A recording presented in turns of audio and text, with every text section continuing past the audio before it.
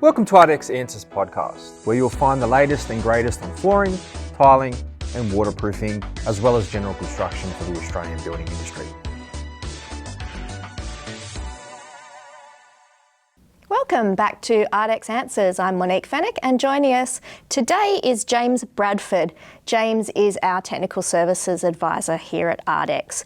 Today we're going to be talking about tiling around swimming pools, a great topic as we head into the summer months.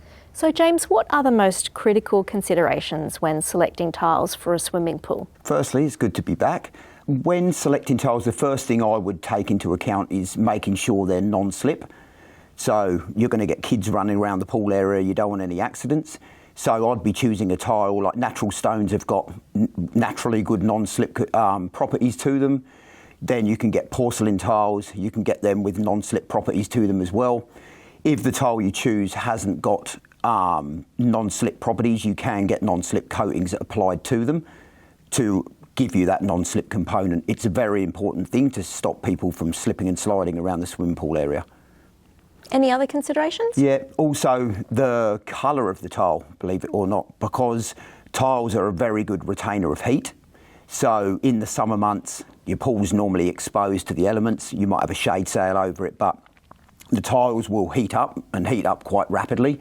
So if you're not careful, if you choose darker coloured tiles, black tiles, the darker grey, which are quite popular, you don't want to end up walking on them in bare feet, because you could end up burning your feet. Other considerations, another one would be maintenance.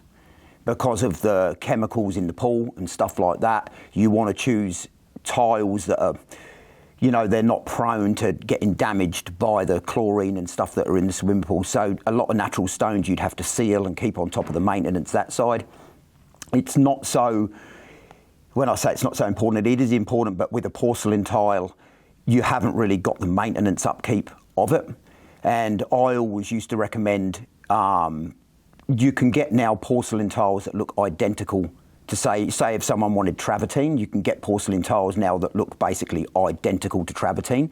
So you wouldn't really know the difference between the two. You're still getting the look that you want, but without the maintenance side of it. So that's a good way to consider when you're choosing tiles for the swimming pool. Yeah. How do you handle transitions between the pool coping and the surrounding tile area?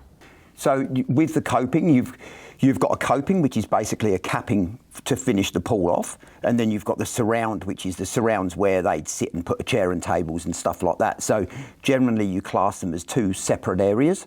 So the lineal measurement that goes around the swimming pool where the coping finishes and the surround starts, instead of grouting that lineal joint around there, you'd normally fill it with a soft material, like a coloured silicone, that will colour match to the grout. So you don't really notice the difference between the two, but it will allow for expansion and contraction between the two surfaces. If you were to just grout it, you could end up getting hairline cracks around there because there's no movement joint there. How do you transition from a concrete substrate to a fiberglass shell pool with coping tiling? So with coping, so obviously not all pools are concrete. You do get fiberglass pools. So you've got the surround, which is concrete structure. Then you've got the fiberglass shell that's dropped in. So you do have a section where when it comes to tiling the coping, you've got some of the tile being bonded to concrete and another section of the tile being bonded to the fiberglass. So you can't just use the cement-based adhesive that you'd normally use to bond to the concrete. You can't just go ahead and use that on the fiberglass as well, like bridge from the concrete to the fiberglass, because you'll end up getting a crack running through the tiling around that point where you meet in the two, where the fiberglass meets the concrete.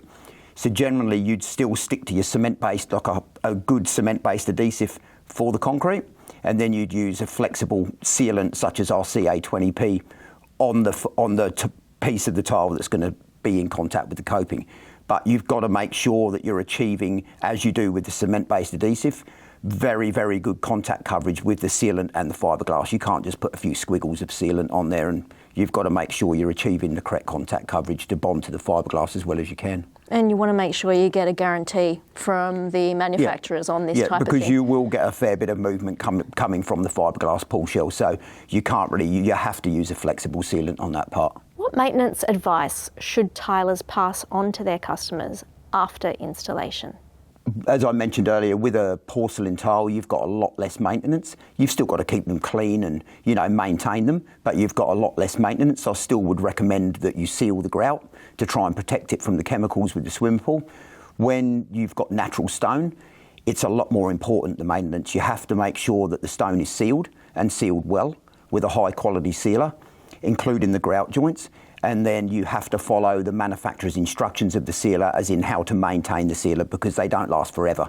Eventually they will wear off with UV and foot traffic and everything like that, so you've got to always maintain the sealer. It's not like you're having to do it every 6 months, but it is recommended that you maintain it and every couple of years reseal it to keep the maintenance for the natural stone. Otherwise, you could end up getting staining and burning from the chemicals in the swimming pool. We've got technical bulletins on our website, and there's quite a few on there that go into a lot of different topics regarding tiling and waterproofing of swimming pools. Okay, well, we might include some of those links in this podcast for people to download straight away.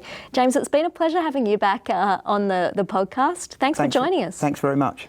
And bye for now.